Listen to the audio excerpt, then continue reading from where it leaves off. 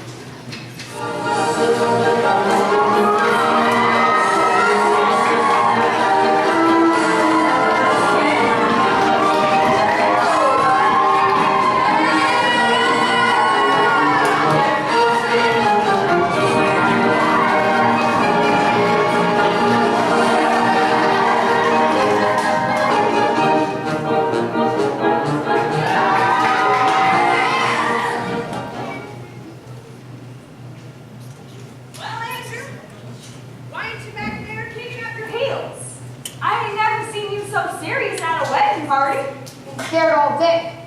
Scared that Judge Todd fella would show up and make trouble. Why? Judge Fry's been out of the territory for 3 weeks. He's back. What are you talking about? Seen him over at Claremore last night, picking fights with anybody who'd take him on. Well, don't you worry, none, Andrew. He knows better to show his face around here again. I hope you're right. Gertie! Hi, Aunt Ellen. Too bad you missed Lori's wedding. Been having one of my own. Lance, who'd you marry?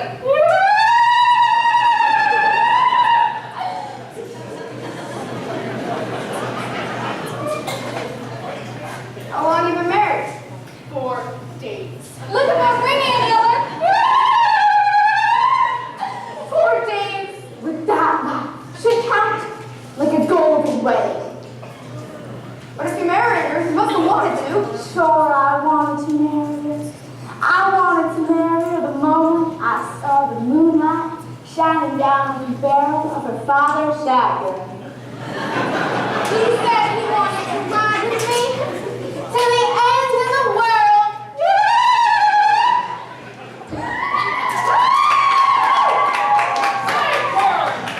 Was you scared when the preacher said, "Do you take this here one?" I was afraid he wouldn't say it. I was scared that Curly back out on me.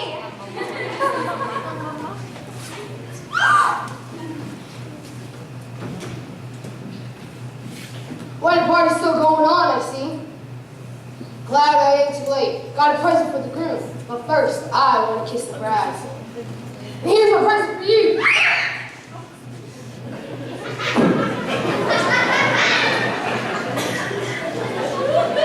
He's out cold. Help me get him over my rig. I'll take him over to Dr. Tyler's. Hey, handle me easy now.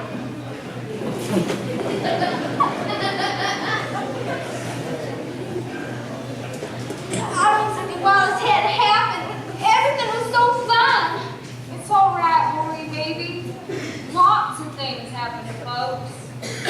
Sickness, or being poor and hungry, even being old and afraid to die.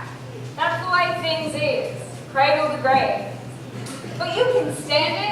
There's one way. You gotta be hardy. You just gotta be.